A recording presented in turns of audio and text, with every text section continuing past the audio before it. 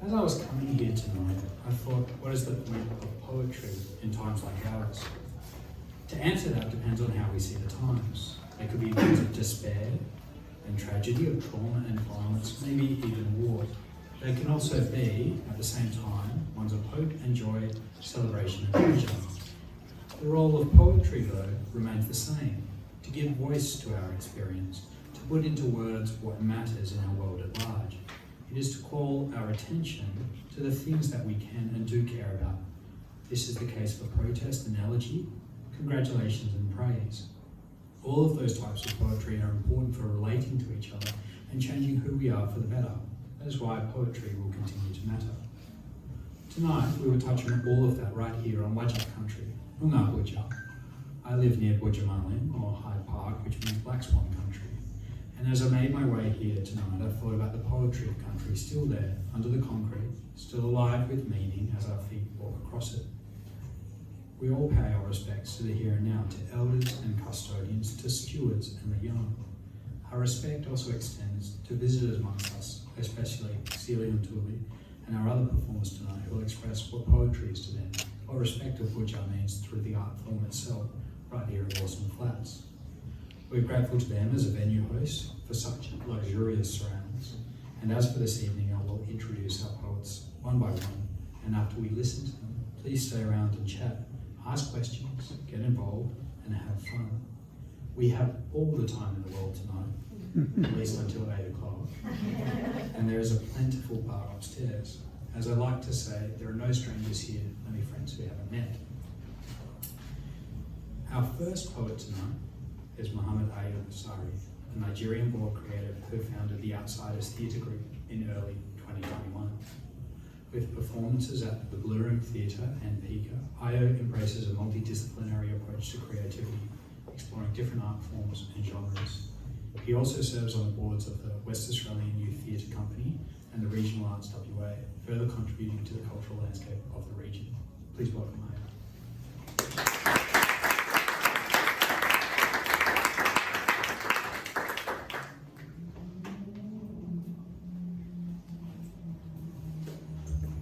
Hello everyone, thank you very much. I'm gonna read 4 pieces today, and the first one is called Freedom. Freedom. What does it feel like, especially when you're from the West? And I do not mean being Western, but being West African from Southwest Nigeria. I mean being a child born in Ibadan City, but grew up in Lagos City, 2 cities 2.5 hours apart from each other, Oyo State and Lagos State, known as Center for Excellence. Except what's the point of being progressive without freedom? Or what's the value in being outstanding without freedom? One would think that being the country's largest city by geographical area would make Ibadan stand tall, or even being the country's largest city by population would give Lagos opportunities. Does freedom not mean to stand tall with pride in our people? And isn't freedom meant to be like a bed so strong? But not even money, trade, people, and land can give both cities the freedom of power, especially freedom from the Western world, which we both know you crave for. Freedom, what does it feel like?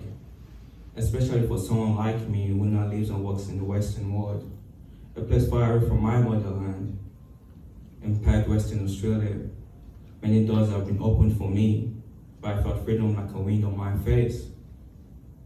In Fremantle, Western Australia, many doors I have opened for myself, where freedom looked like a blank canvas. All these things have only been possible thanks to Almighty Allah, the ones who bettered me, my family, friends, and community back home in the diaspora, yeah. With them, I have realized that freedom is an open window. But even now, I still question what does freedom really feel like? Why isn't it like a breath of fresh air all of the time? So with all of the fresh air that I breathe into my lungs in this nation, I pay my respect to elders past, present, and emerging. And I hope that one day we all have the freedom to claim back our cultures, traditions, and lands that have been stolen from us by the West. We're extremely tired of feeling like outsiders in a place called home. And our dream is to be the keepers of our history and stories. freedom, what does it feel like then? And what does it mean to you, them and me? Thank you.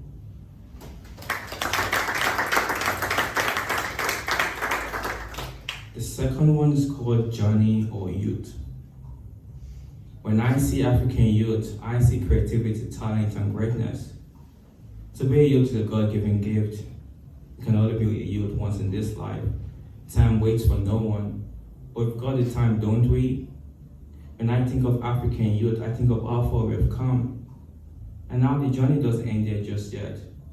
And now, even though things might seem difficult now, and the journey might still be a weight on our soldiers, it will all be worth it in the end, don't you think so? If we want to celebrate together, we all need to stick together like kids in the classroom. Because at the end of the day, the journey is our education, like a math class, learning how to maybe solve life's problems. Or like a science class, researching how to maybe make our lives better. Or like a history class, being fed incomplete and twisted stories. School itself is a journey through. With those difficult classes and textbooks, we push to the limit. While college is that journey of self-discovery. We need to work hard, dream big, and set goals, so we can hope that we might just be fine. Because with hard work and compromise, we can achieve anything. Even though our journey can be a climb, we ain't never giving up. Because we are destined to be stars. We are a blessing and we are greatness. The goal is to succeed, but not just for ourselves, but for everyone who believes in us.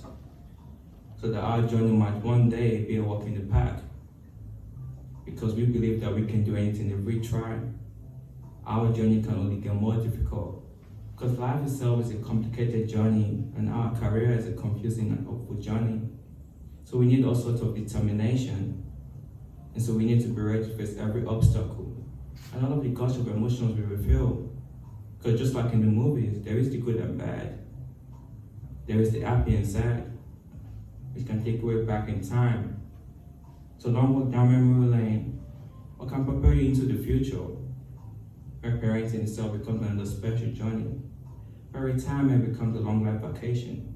Or where loneliness can help us improve our skills. How easy is it for us to feel afraid, insecure, impatient? All of these things in our minds.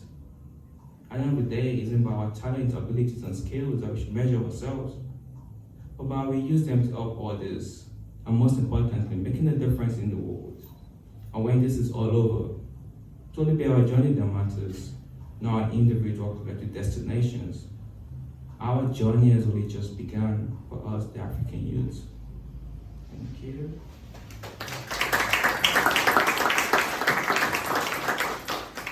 And I got just two more. This one is called Stop It. And it might be a triggering one as well, so I apologize in advance. Why do you kill us? When will it stop?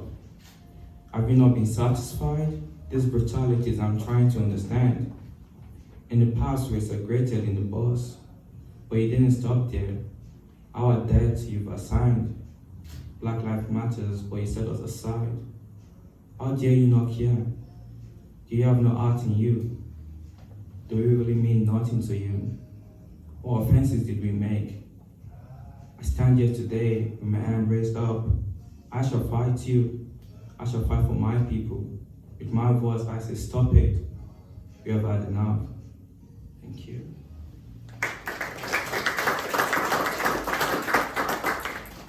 And this final one is called 15 Word Short Story by an African Boy. And it's just a bunch of like 15 sentences. I can't even think of giving up because everything will come together, inshallah. You can do anything if you try, so stop thinking and get right into it. I wish I could write down all my pains and then erase them off completely. If I could make a wish right now, I would wish for peace of mind. All I want is to have a future where I don't look at the past. You need to believe that everything has a purpose in life. Do not give up. It just might take 15 years to get to my destination, but I am ready. Thinking about all the days it took me to get to where I am today. Sometimes it's only a sign you need to keep moving forward. Ask for one. Pain will make you think about life in a totally different perspective. Are you ready? The journey of 1,000 miles begins with a thought. Are you ready to think?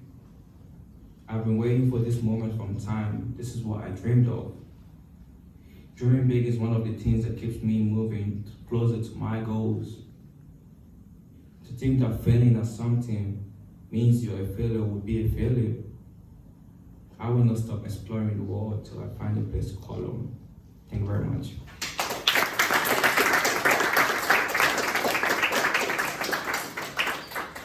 Thanks.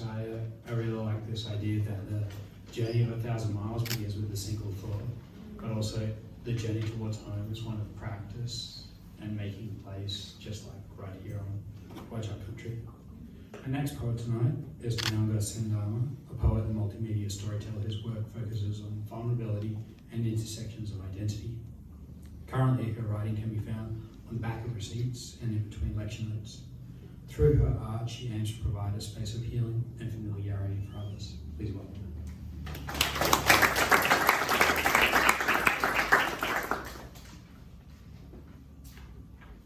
Thank you, Roby.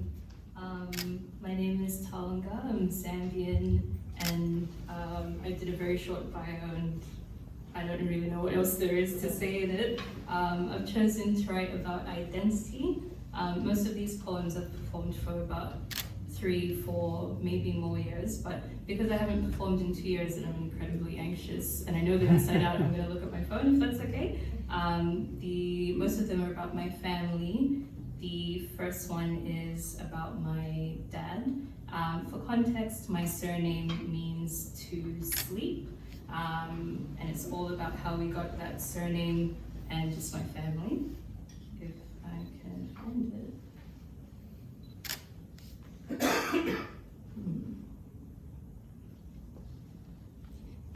The story goes, my very great grandfather skirted his responsibilities and slept sun-soaked under the swollen guava tree every afternoon until the sun swapped its skin for shadow. So my surname, stapled suffix, is nothing but a sleep story about a silhouette of a superhero. This is the earliest story I can tell you about where I'm from. Then there's the story of how I got here. I used to get asked why we were here. Money, education, did you want to see a kangaroo in real life? Or maybe there's something about a father's love worth crossing oceans for. And if you're lucky, after you cross these oceans, you'll look your father dead in the eye and say, when did you get so old? And if you're lucky as I am, your best friend will laugh with you. This is a good story that I tell often. The story of the greatest almost of the past years remains untold, but the lesson remains.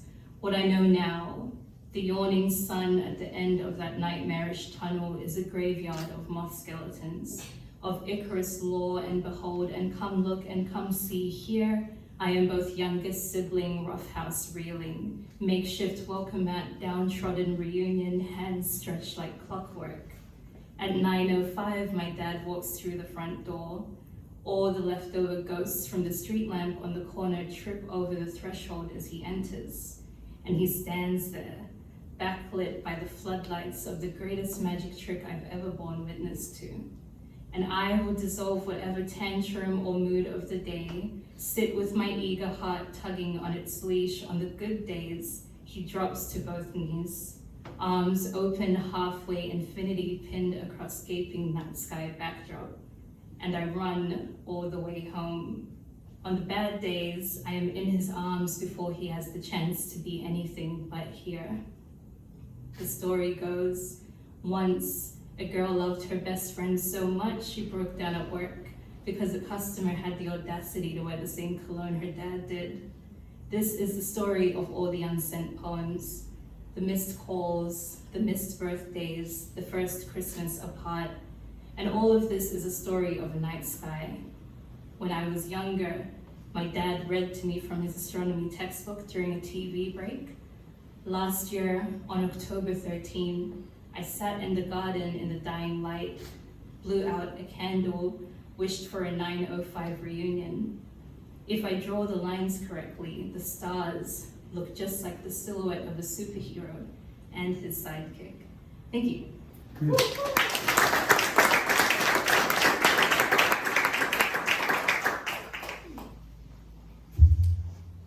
think I'll do one about my mom, and this is one of the first poems I did. And in the first few years of performing, I made it my mission to, every time I step on a stage, talk about my mom, so it felt like she was there with me, but she was in Sydney. But this one's about the time my auntie visited, and I hadn't had any of my family come from Zambia to Australia since we moved there. My auntie braids my hair for the first time in over a decade. 2 sections held between her fingers, a thread of navy string woven through. In the darkened reflection of my phone facing the mirror, we are infinite. Generations of aunties braiding a generation of little girls' hair. A lineage that uncoils and recoils in front of my eyes. In the next room, my mother boils the kettle, sets the table, fans out the biscuits. The beast in the room shakes the currents from its trunk and no one says a word. From the corner of my eye, I watch my mother open the blinds, turn down the music, tidy the fruit basket. No one taught me how to swim. No one taught me how to swallow a half-finished accent. My mother taught me how to break the sugar cane between my back teeth, to run to the bathroom when the cream would burn my scalp. No one taught me how to hold these words in my mouth, how to hold the guests in both hands, how to stagger the cooking times, close the right doors and spray the right air fresheners, but I know how to say hello in our language. A clumsy attempt at a welcome. I know the word for water, but only on paper. I know what to call the small fish, how to roll the enshima between my fingers, how to teach it to hold the okra. I tell myself one day I will cook like my mother does.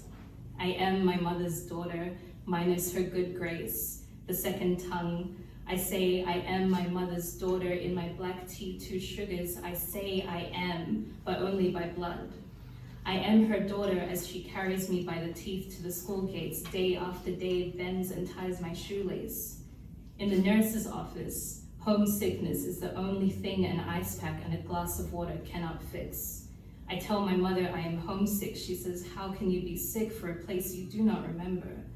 When I was smaller, my mother asked me to cut the vegetables to go with the enshima. I cut them the way I knew them to feel in my mouth. The soundtrack of my childhood is a pot rattling on the stove, a kettle that screams until we acknowledge it. My mother and my aunties talk over cups of tea. I know enough to know when I am being talked about, and the language barrier clots my blood. But what is blood if not a border? What is diaspora if not a hyphen? What is an ocean if not a hyphen? What am I if not a hyphen between my mother and my father, between my mother and my auntie, between Zambia and anywhere else? I'm halfway continent, halfway country all the time.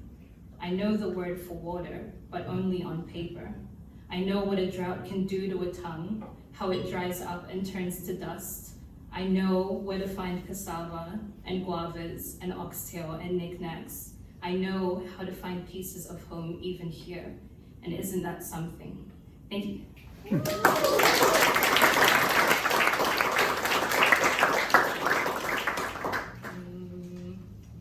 I'm gonna make this my last one actually. This one is called The Future Reimagined, and I did it during a workshop I hosted in 2020 when there was a lot of grief everywhere I went. And I've been thinking a lot about resistance, but like on the continent. And I've been reading a lot of Chinua lately and Akoeke as well. And I love their readings, it teaches me so much. But this one's called The Future Reimagined. I imagine a future in which we do not die. Instead, nestled in the dance circle, eulogized forever, nestled between the first and second beat. Tonight, no one dies who looks like me. No one dies at all. No one forgets anyone's names. Roll call is done without a stutter. Everyone is reborn on a Tuesday, and the future is this. Even when the streets empty their bowels in the gutter and the dregs of Ashwa sour through the underbelly of the city, we are here. Euphoria is reimagined as a shortcut through a path, no fear. A hoodie up at night, no fear. No fear in this utopia. The girls fix their hair in the reflection of the boys' lip gloss. All my homies are so gorgeous in their revolution. To be black and alive, to exist at every intersection, to exist as rebellion, a sea of fists sky high in defiance, in spite of, despite it all. In the warm crook of a streetlight curfew, under the artificial moonlight, we all glow so blue here. Drum beats, black and blue hearts blossom in barren chests, we all glow so blue here. My best friend's smile, moonbeam in a blue-black sky, a cowrie shell washed up on shore, listen. Transatlantic affirmation, lullabies that wish you well. Remember the word yesterday and never say the word yesterday again. The past is an amalgamation of anecdotes. I write my life on the back of a receipt and give it to the wind. In the future, a garbage man sits on the lip of a truck, holds my life in both hands and wishes me well. Once, a story washes up on the shore of diaspora, swallowed before we had the time to mourn. In the future, we wade into this together. I imagine the future is a safe space, a quiet, sunlit, perennial golden hour studio of love, incense burning, quiet meditation, soft jaws, feet on laps, fogged windows, proof we are here. We do not wish our girls home because they are here too. We remember yesterday and speak it into nothing. Tomorrow is a certainty, your ghost is a myth. No one dies who looks like me. No one dies at all. Thank you.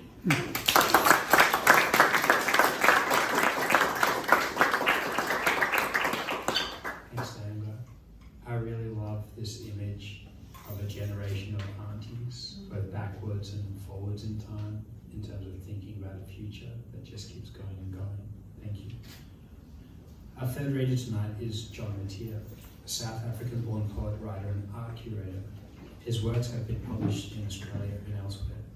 They include books of poems, essays, and reviews, a prose travelogue on Indonesia, and an experimental fiction about the founding of the Malay community on the Cocos-Keeling Islands. His latest book, That Nostalgia, is an overview of 21 years of travel.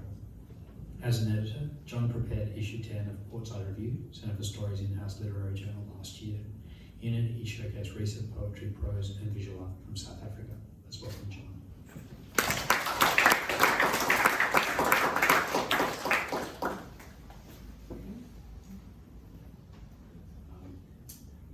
I have to thank Rob at the start. I've almost always resisted his invitations, except the South African issue. I couldn't resist that, and that was really a wonderful experience, connecting me back to South Africa, where I tried to retain connections with South Africa for quite a while. We're even going back to the period where people had to do things by post and fax. So I tried that in the 90s, and then it just didn't really meet with any hearing in Australia, I felt. I mean, I gave talks in Sydney in different places, it just didn't meet with any hearing. And so now I feel sort of looped back into that opportunity again, certainly for me, to go back into that time and that sense of connection and that sense of geography. So, thanks, Rob.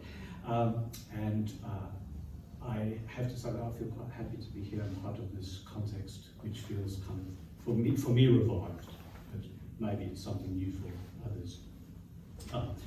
So I'm just going to read four poems from two books. They'll kind of loop back as well. So the first poem and the last poem are from this book, which is called João, which is John in Portuguese. And for those of you who know Johannesburg, you know that there's a lot of Portuguese people in Johannesburg, so it's not really a foreign name in Johannesburg.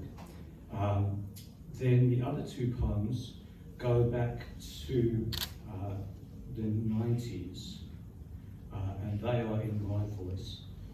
The poems João are in an alter ego who sort of parallels my life. João was born in Johannesburg, lives in Australia, and travels.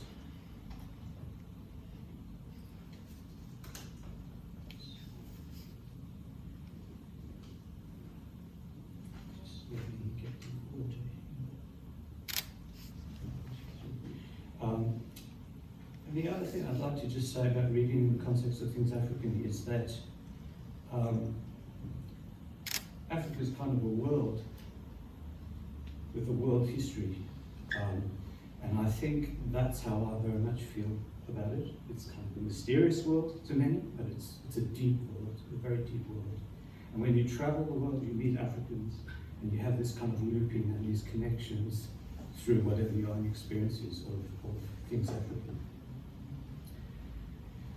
This first poem is set in Paris with Joao, the character, going to dinner. Joao arrived at the dinner and listened to the waitress who expected fluent French, to the Australian academic blaming people like him. There was nothing Joao could redress. Anyway, he was too shaken by that sinister aspect of the European soul he had just in a lane witnessed. Africans, his brothers, ordered out of the bars and restaurants, lined up against the wall, having their pockets empty, being asked for papers. Here in Paris, apartheid is still alive, Joao declared. The academic in her talk continued there in the light, while the poet, in his cave, his mind relived the shadow play of last night being in Chateau Rouge. He, the only non-Senegalese, and of the one man, a huge Rastafarian taxi driver, greeting him, extending his hand. Joao left the dinner, yearning for Africa, unconfused.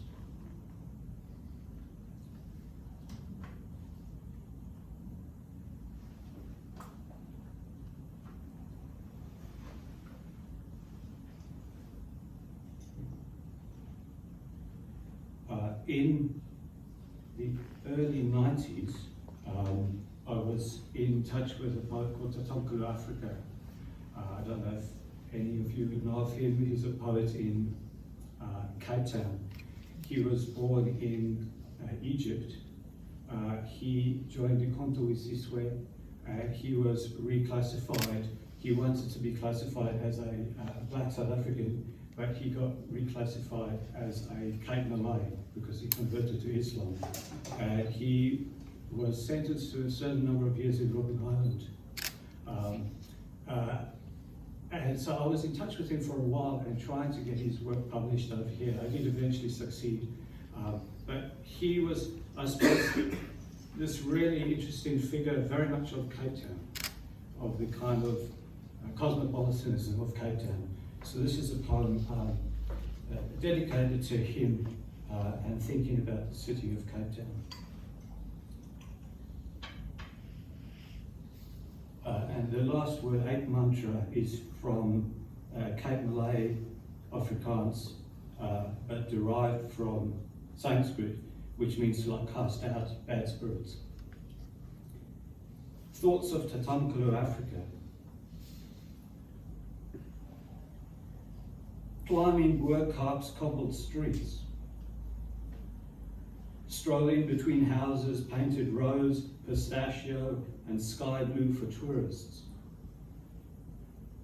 Avoiding the burgies who down from the caves camped on the corners, I am reliving grandfather's poems. They people the street with slaves named by the hinterland, Africa's.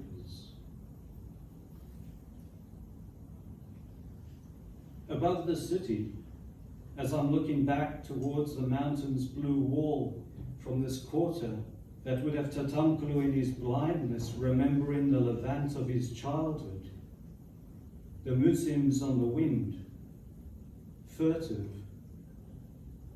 and I am distant, quietened.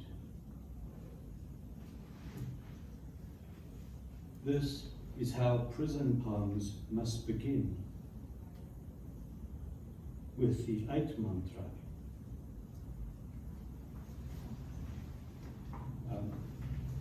And that part of Cape Town, if you don't know it, is very dense with Cape Malay history. And Cape Malay history itself is related to the origins of the Afrikaans language, which became the language of the apartheid government. So there's this whole strange paradoxical loop where exiles from the Malay archipelago transform Dutch into their language, and then that language gets taken up by the white government and used against the black population. And then the word 8 mantra is existing, floating as something Sanskrit in the middle of all of that.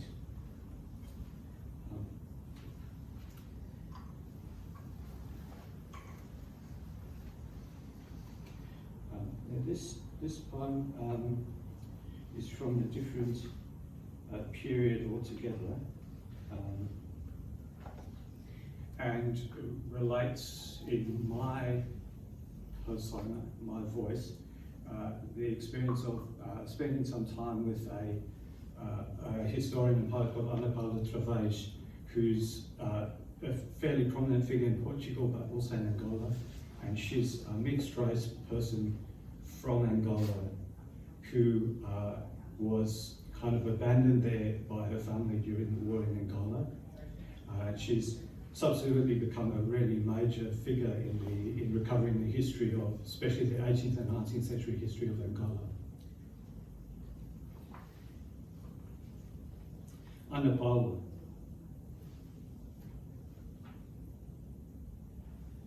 We were walking along the Rua do Arco do Triassal, just below Coimbra University, on our way to the botanical garden, deep in conversation about Leopold Senghor and the vanity of power. Poor fellow, we agreed, few of his poems now.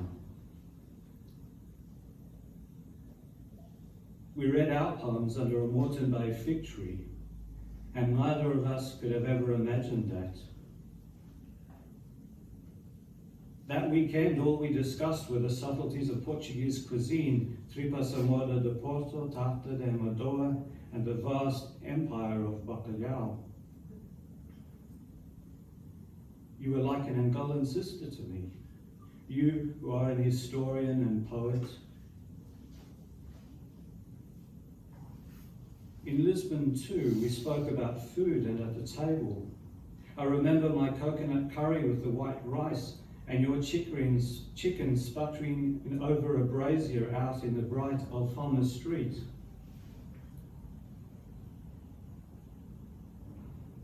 You were saying that when in Durban, strolling along the foreshore, you and a friend were overheard by a white man whose job was weaving telephone wire into baskets, nimbly, like a proper African. And he had said, I can understand your language. I learnt when I was fighting you people in the war. You made no comment, no words of disabuse, were gentle in your recollecting, just as you had been in asking directions to the restaurant. Menina, desculpa.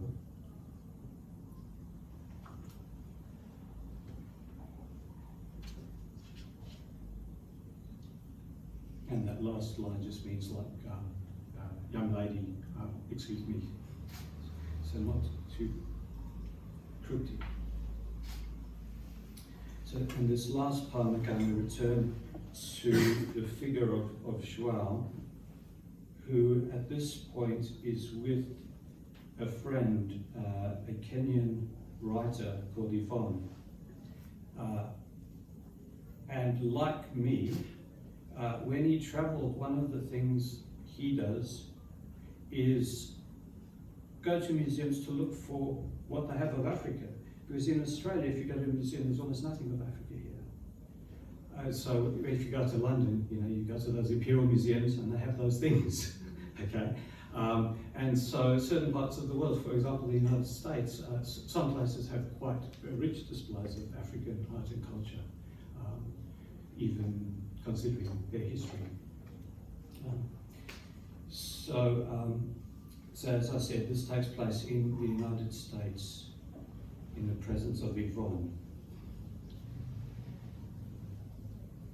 Yvonne, taller than a reed, willowy as a model, was speaking not Kiswahili, her gentle accent in Queen's English, as she led Joao through an ideal museum of African art.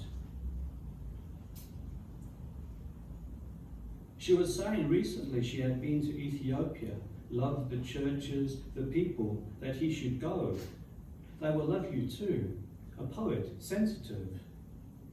Besides, you are African. Suddenly, that infinitive was in his mind, like the black bee of love interest buzzing in from a mogul miniature. To be African, able to move through cities knowingly. They stopped at an Ethiopian shield of elephant hide, looking close. Then Joao had an intimation of what he had been, boasting of another life, and of a future too.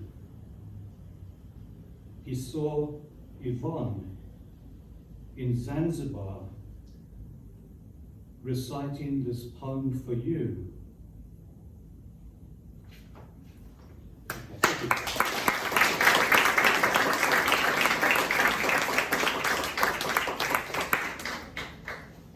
Thanks, John.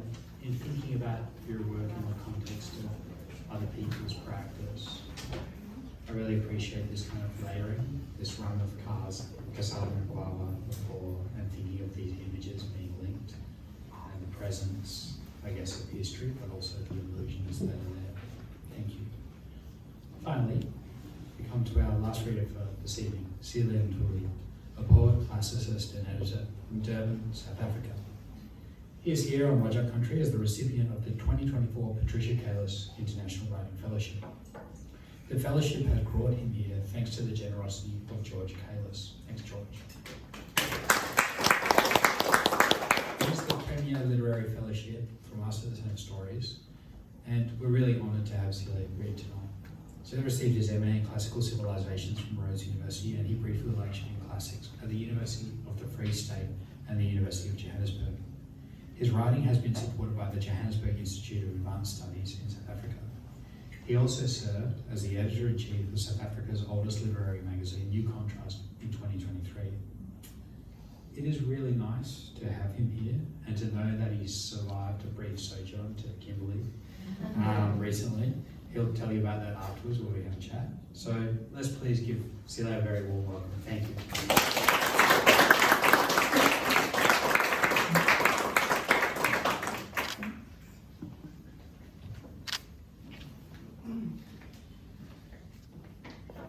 Good evening, everyone. As you know, poets are always introverts, so you have to give me a moment to warm up a bit. I have a lot of gratitude, Center for Stories, George Kailis, he flew me over from South Africa, so I'm a big deal these days, it seems. So I have 6 poems to read today, South African poems, of course. And I just wanted to start with a poem I read the other night at the In Conversation session with Sihle Ntuli. It's called Children of Winnie Freestyle. I just want to introduce each poem as well, just so that we just don't go into it all willy-nilly. So the first poem is during my experience at University of the Free State and University of Johannesburg, a black academic in a very white-dominated space. So I was in conversation with the spirit of Winnie Mandela to gain a bit of courage. Okay, so this poem is after the Sean McKinney's poem, Children of Asata Freestyle, Asata being Asata Shoko.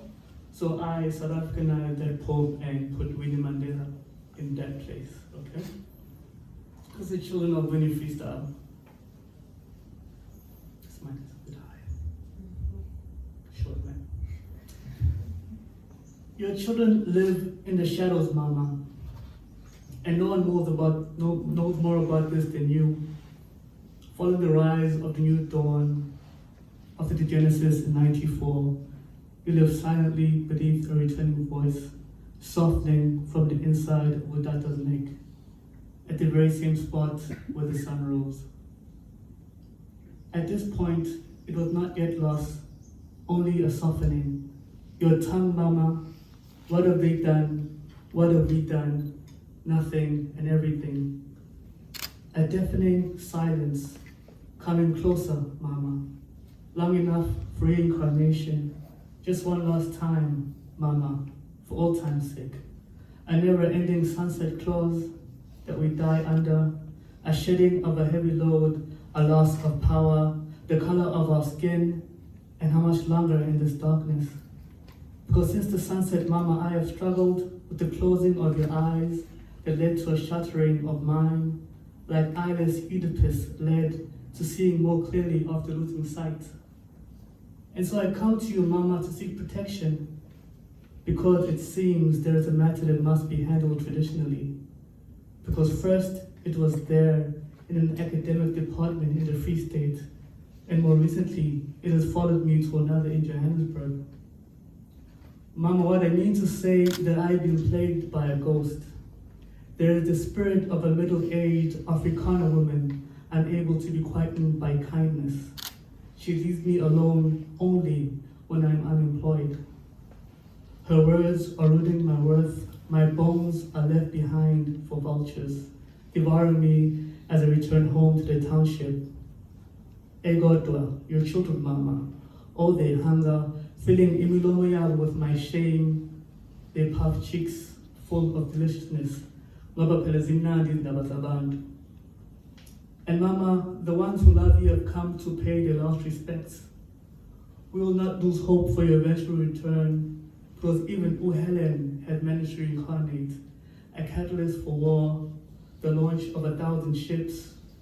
Only this time she was no longer armed with duty. She's a colonial apologist now, armed with her English to address the professional blacks. In your eyes, Mama, will you still love me, even as a small boy in the body of a man, since I'm no longer recognized as a man, because of a lifetime of fear in my heart, because my black tax is long overdue, because Mama, as a man, I am broken. And today all my oppressors are here at your funeral, and today all your oppressors are here at your funeral, the same ones who banished you to Brantford, the ones who betrayed you, rubbed shoulders with them. Their shoulders have become warm. And Mama, more recently, I have felt this feeling coming, a kind of firming like a tensing of the jaws, the same one defiantly returning you to your home in Soweto. And for the sake of peace, how much longer must I bite down, even when I am hurting? How much longer must I take my own teeth, piercing my tongue inside a closed mouth, holding back a red harshness, a harshness that leaves behind a bitter taste? Because all my life, I want money and power, respect my mind or die. And they won't like me when it comes out like this. They respond and say, it is unlike me, that I've always been polite and respectful. Because I've always chosen to remain silent. Because they have peace of mind if I become more like them. Because there is a fear of the radical black, even if being a radical black is merely the opening of the mouth to speak. Like in the Johannesburg office that one time, when the same haunting spirits of an Afrikaner ghost approached me, saying she wants to teach me manners, saying she is not sorry, saying there's nothing more to it, that is all in my head, that I am the one who chose to make this whole thing about race.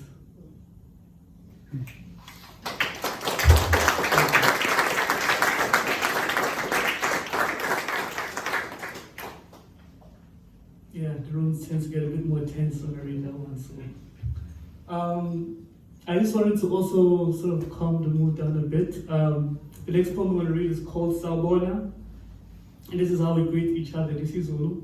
So I was just playing around with the literal sort of direct translation of the words that we have in this is Zulu. So Sawubona literally means I see you. So if I was to greet someone and say Sawubona and just say, someone to say Unjani, say Ngiyaphila. And I like the way you say, when you say Ngiyaphila, it means I'm fine to everybody else, but Ngiyaphila means I am alive. So those words of affirmation, I feel like, it's the beauty of my indigenous tongue as well. So I wanted to read this poem, very short poem.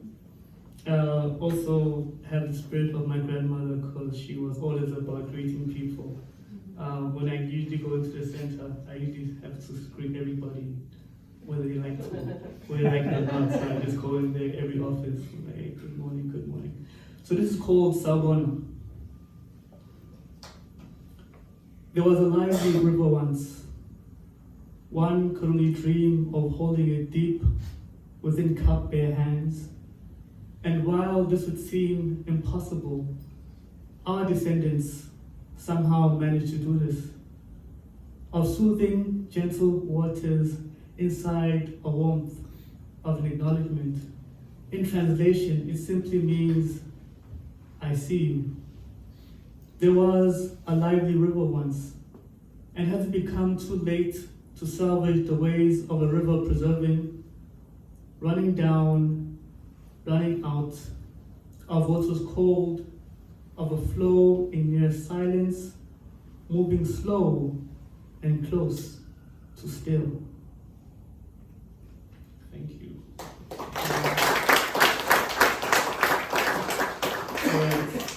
I'm going very quickly today. Let me slow it down a bit. So the next poem is a poem about the sun. It's called The Sun Turns on Us, and like Robert did mention, I just came back from Broome and the sun really was beating down. It was really an interesting trip. Yeah, lots of sun, very nice beaches. Just trying to find this poem. Okay, so The Sun Turns on Us. So I just want to make it clear. So the poem is about the transition of the sun from the morning to the noon to the afternoon as well. So it's just an analogy for a contrast between religion. In this Zulu culture, we have indigenous knowledge systems. We believe in Amazozi, we do perform slaughtering rituals, and how this sort of dynamic between Christianity plays out as well. So I didn't want to sort of speak about the sun as in, of course, God creates the sun, and now how the human body and the limits of the human body versus the sun. So it all makes sense when I read.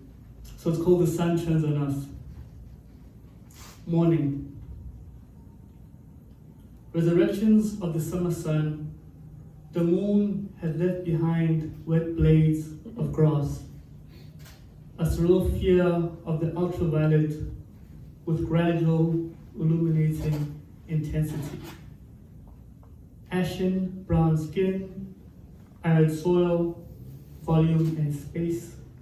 On knees bludgeoned, soft, soft as my mother tongue to please, left nestled on the cartilage of ears.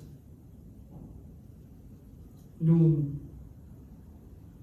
Peak of the sun, onslaughts of the ultraviolet scorching, ruthless, relentless, beat down, the jambe. And for us, there is no shade here. Afternoon. Faith as my misshapen knees, landing hard on the ground again. Lines on my palms to touch my lips before they say amen. Burden of the heat comes down, piercing rays of the sun to kill me. Okay. Thank you.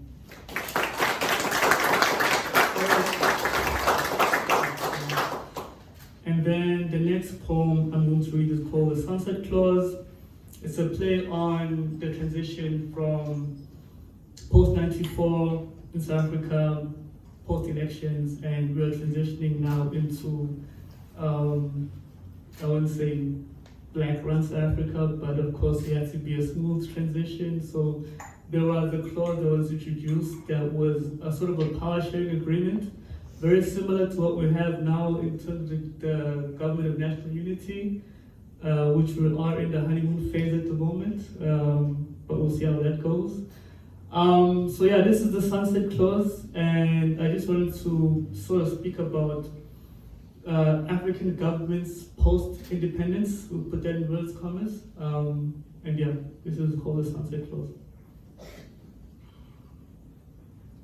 From the low veldt west of the Lubombo Mountains, between rivers of Pongolo and Kuze, beneath the harsh sun of a truth picked by hands, while onlookers looked on from the shade, in the after tears of black skin, long after blood had left the river Ngome, an ongoing debate raging on concerning ways of the soil and belonging.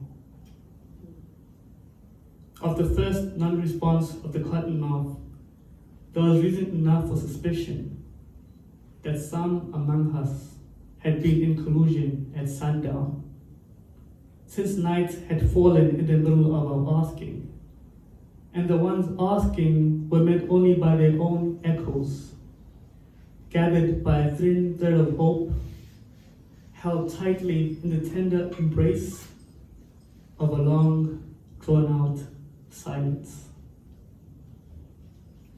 Okay. Thank you.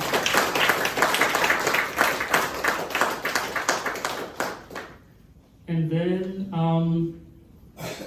I just wanted to read a poem called The Click Poem. This poem was inspired by Miriam Makeba's song Botswana, or the click song. And I just want to just play around the clicks a bit, because every time we come in clicking, people think it's a shootout. Yeah, the click sound is, we do have it in Zulu. It's a Zulu thing, but the Xhosa mainly have it. Once you go down towards Cape Town, the Sand people are the kings and queens of clicks. So I do want to speak about that a little bit, and it also just talks about the pronunciation of our names as well. Of course, Sihle has been a difficult name for people to pronounce in WA, but I'll forgive you guys.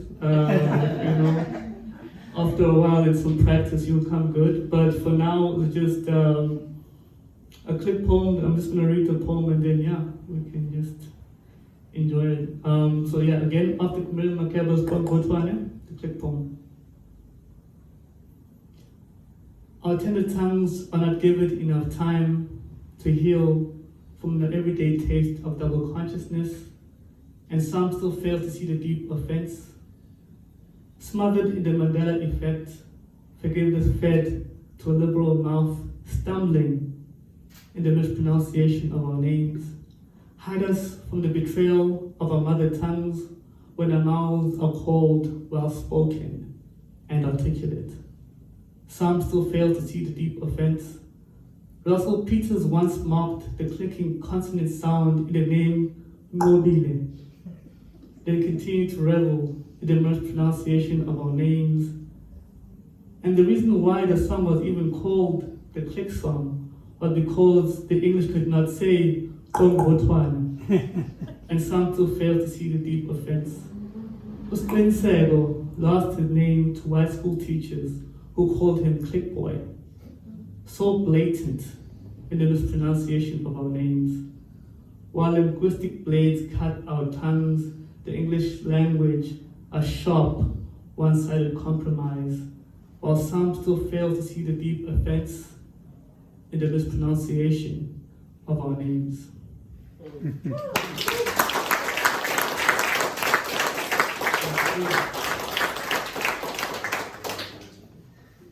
And my last poem for tonight is called 29 Questions for Lasagna. I wrote this poem last year. if I wrote it this year, it would be called 30 questions for Azania, because of 30 years of democracy. Last year was 29 years of democracy. So yeah, I just had questions for this Azania that we always talk about in terms of like the African National Congress's notion of it, the black notion of Azania. It is the original South African name. South Africa has no name. It's a direction, South Africa. It was really weird. And I'd like to always refer to South Africa as Azania, but of course, this notion has to also be a big challenge as well. So I wrote this poem. It's after Kemi Alabi's poem, 44 Questions to Ask While Binging. Okay. So it's a numbered poem, so I'll go through each number. Okay. 29 questions for Azania. 1. What does your name really mean? 2. Is it pronounced Azania as in Nirvana? 3. Or Azania as in mania? 4. Why have you allowed the world to call you a direction? 5. Will you ever get this changed? 6. Is it too much trouble? 7. Is it true that this all started from a student who threw shit on a statue of Cecil John Rhodes? 8. Where is the statue now? 9. How many statues are still standing? 10. What does the word fall really mean? 11. How come some still think that the word black is a synonym for danger? 12. Where is the land for a black to fall upon? 13. If we consider the structure of a spine, what are the odds of us emerging unharmed after falling upon you? 14. Are you in any way related to the children of the soil? 15. Do you believe in nature? 16. Do you believe in nurture? 17. Will you teach us how to stay afloat? 18. Are we even talking about water here? 19. Azania. For how much longer will you continue to live in theory? 20. Is theory a place where I can meet you in person? 21. Can you fathom how far I've come just to witness you? 22. How come I cannot feel anything when you hold me? 23. In a transcendent state, is what I'm feeling right now what it means to be extinguished? 24. Are you also afraid of dying? 25. NgesiZulu, why do we say ilanga liyashona? 26. How much longer in this darkness? 27. In which direction do you believe our people are going? 28. Do you believe we are safe here? 29. Are you sure? Thank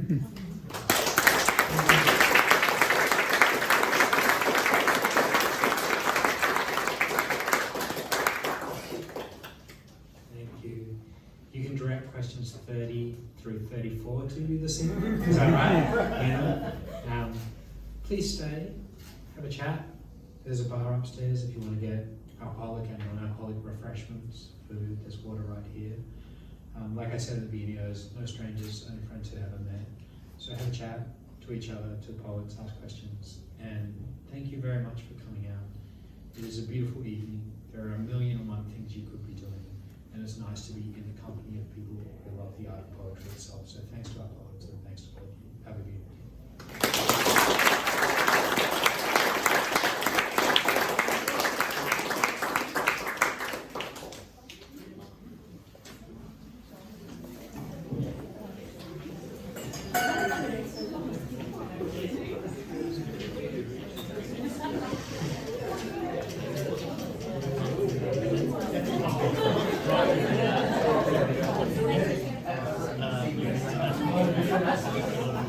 Yes.